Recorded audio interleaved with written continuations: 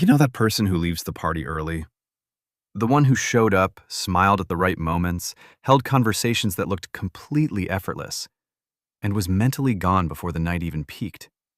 Not because they didn't like the people, not because anything went wrong, just because something quieter was calling them home.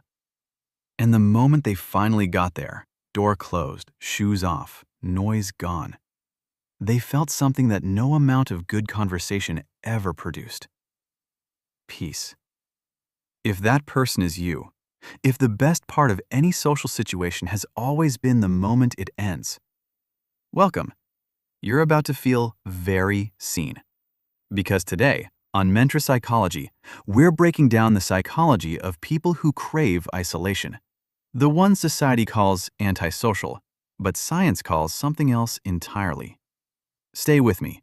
Let's dismantle the story society has been telling about people who crave isolation.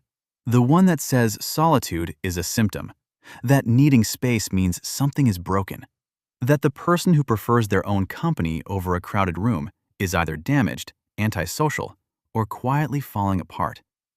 That story isn't just wrong. It's the exact opposite of what the psychology actually says.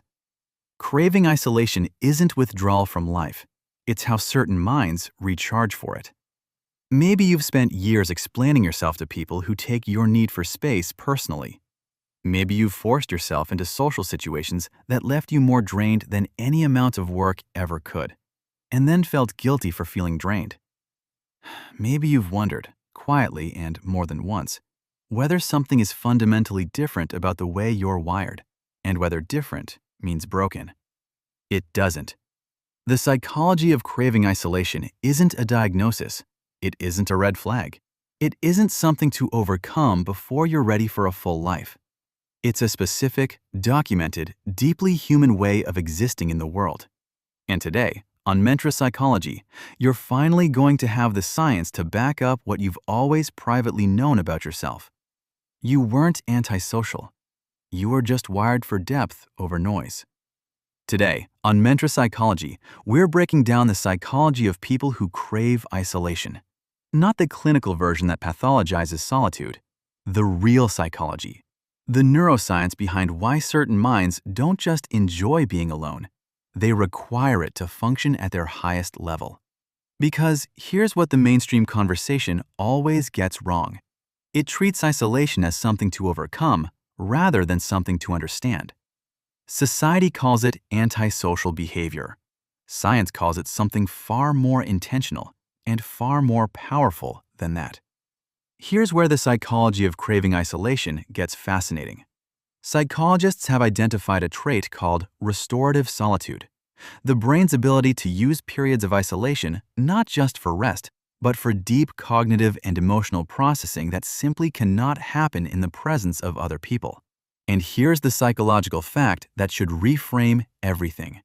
Neuroscientist Matthew Lieberman at UCLA found that the brain doesn't go quiet when you're alone. It goes to work. The default mode network, the part of your brain responsible for self-reflection, creative thinking, empathy, and long-term planning, becomes significantly more active during solitude than during social interaction. In other words, the person craving isolation isn't shutting their mind down. They're firing it up. And here's the fact that should stop you completely. Research published in the British Journal of Psychology found that people who spent more time in solitude demonstrated higher levels of creative output, emotional clarity, and cognitive performance than those who consistently prioritized social engagement over alone time. The mind that craves isolation isn't retreating from the world, it's preparing for it. But neuroscience only tells half the story. Psychologists have identified a trait called sensory processing sensitivity, found in roughly 20% of the population. These individuals process environmental stimulation significantly more deeply than average. Noise, crowds, emotional undercurrents that nobody else seems to notice. The person craving isolation isn't avoiding the world because it doesn't interest them. They're avoiding it because it hits them harder than most people will ever understand. And here's where it gets powerful. That same sensitivity is the exact trait responsible for their extraordinary perception, emotional intelligence, and creative depth. The world isn't too much for them. It's just too loud. Here's the psychological truth nobody tells the person who craves isolation. Research consistently links solitude-seeking behavior with higher creativity, stronger self-awareness, and deeper emotional intelligence than their more socially driven counterparts. Darwin did his best thinking alone. So did Tesla. So did Einstein. The world's most transformative ideas weren't born in crowds. They were born in the quiet. Now let's talk about the culture that keeps telling you something is wrong with you.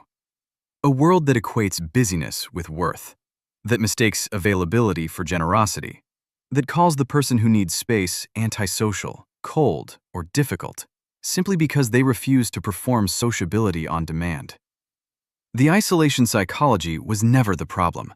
A culture that can't distinguish between loneliness and solitude was. Your need for quiet was never a character flaw. It was always a boundary the world just didn't know how to respect. Now, honesty matters here, because craving isolation and hiding from life are not the same thing psychologically, and knowing the difference is everything. Restorative solitude fills you up. It produces clarity, creativity, and the capacity to show up more fully when connection does matter. You emerge from it sharper, more present, more yourself. But isolation driven by fear, past trauma, or depression quietly empties you. It doesn't restore, it disconnects. It doesn't prepare you for the world, it slowly removes you from it. So ask yourself honestly, does your solitude leave you fuller or emptier? Because one is the isolation psychology working exactly as designed. The other is pain that deserves more than just a closed door. But for the person who craves isolation and genuinely thrives in it, this is what your psychology actually produces. You think in ways that crowded rooms never allow. You process experiences at a depth that most people never reach. You create, reflect, and rebuild in the silence while the world rushes past it. The isolation isn't emptiness, it's incubation. And what emerges from it? The ideas, the clarity, the fully realized version of yourself that only solitude can produce is something no amount of forced sociability could ever manufacture. You don't need the world to feel alive. Your inner world is extraordinary enough. Psychologists call it restorative solitude. On Mentra Psychology, we call it the quiet superpower that the loudest culture in human history never learned how to measure. You were never antisocial. You were never broken. You were never too much in your head or too little in the world. You were always a mind that required stillness to do what it was built for. Stop apologizing for the quiet. Start protecting it. Do you crave isolation? Or do you know someone who does but has never had the language for it? Drop it in the comments. This community was built for exactly that conversation.